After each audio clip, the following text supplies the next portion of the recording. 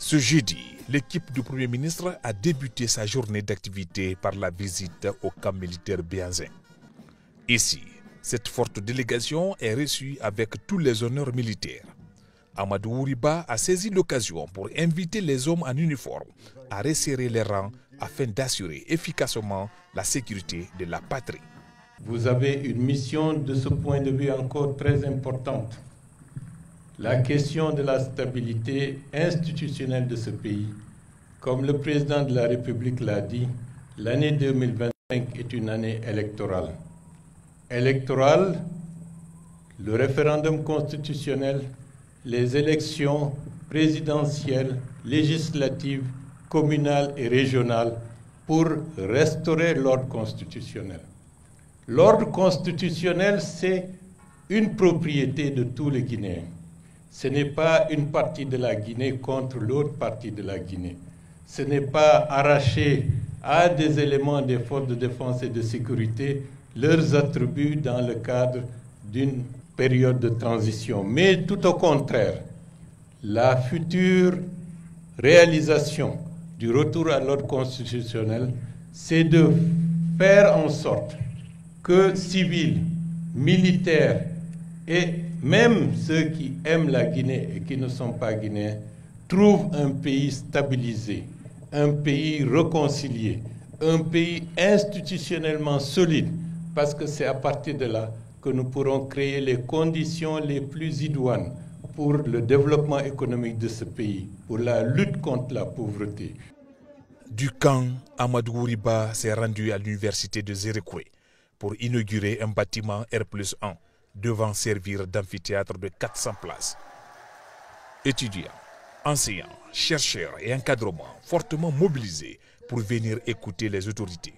Occasion pour le ministre de l'Enseignement supérieur, de la Recherche scientifique et de l'Innovation de rappeler les initiatives apportées par le président de la République, le général d'armée Mamadi Doumbouya.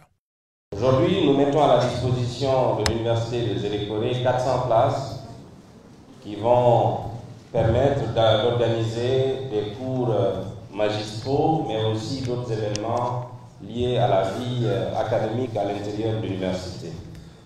Monsieur le Président de la République a d'abord initié une loi qui a permis d'améliorer la gestion des institutions, des établissements publics à caractère scientifique qui prennent en compte donc les universités.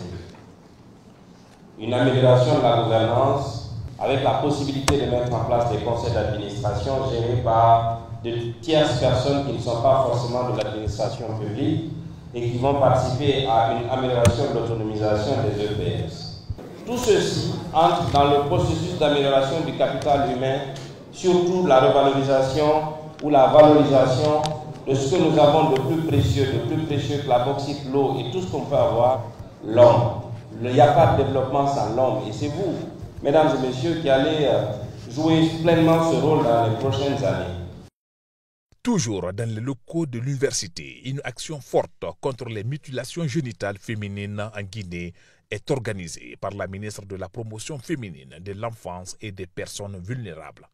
Placé cette année sous le thème « Accélérer le rythme, renforcer les alliances et créer des mouvements pour mettre fin au MGF », la célébration du 6 février marque la volonté de la communauté internationale, à travers le comité interafricain, de mettre un terme à une pratique immonde qui affecte l'intégrité physique et morale de nombreuses victimes. C'est le lieu pour moi de rendre un hommage vibrant à ce comité qui constitue pour nos pays une plateforme efficace de plaidoyer et d'action en faveur de la protection des femmes contre les pratiques néfastes, dont les MGF.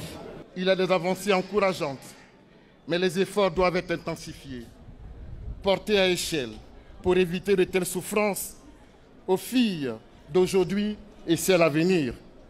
En effet, la prévalence de l'excision chez les filles de 0 à 14 ans a sensiblement diminué, passant de 46% en 2012 à 39% en 2018.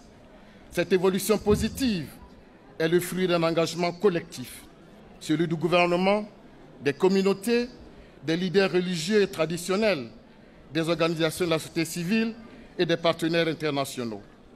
Satisfait de l'organisation, Amadou Ouriba a réitéré l'engagement de la Guinée à constituer avec des partenaires et mouvements pour mettre fin au MGF. Journée chargée pour le Premier ministre. De l'université, le cortège du chef du gouvernement s'ébranle vers Kobela, situé à plus de 30 km de Zérekoré-Ville.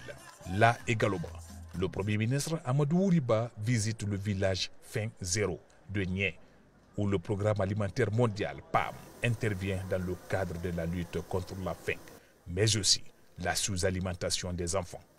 Avec le système sud-coréen, si on faisait 1 hectare sous le contrôle de monsieur le ministre de l'Agriculture, c'était peut-être 1 tonne. Mais avec le modèle, 1 hectare peut donner plus de 6 tonnes.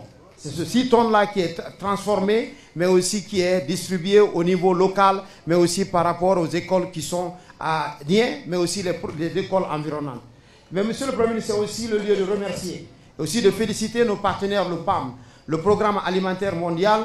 Vous m'avez instruit pour aller à Rome, pour vraiment signer le programme triennal entre la République de Guinée et le PAM, qui est 2024-2029. C'est un programme stratégique, un programme pays entre le PAM et la République de Guinée. La contribution du PAM dans le secteur de l'éducation en Guinée de 2018 à 2023 est la suivante.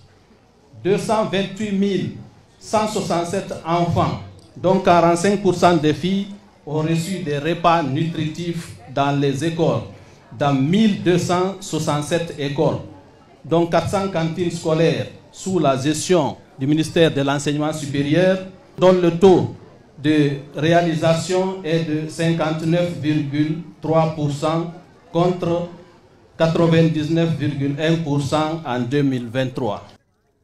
Le Premier ministre, chef du gouvernement, a vivement remercié le PAM pour sa contribution dans le cadre de la rétention des enfants à l'école à travers ce programme.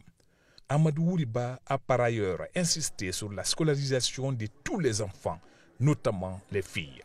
C'est dans une ambiance conviviale que le Premier ministre et sa suite ont partagé le repas du jour avec les élèves à la cantine scolaire de Nié, la plus vieille école de la localité.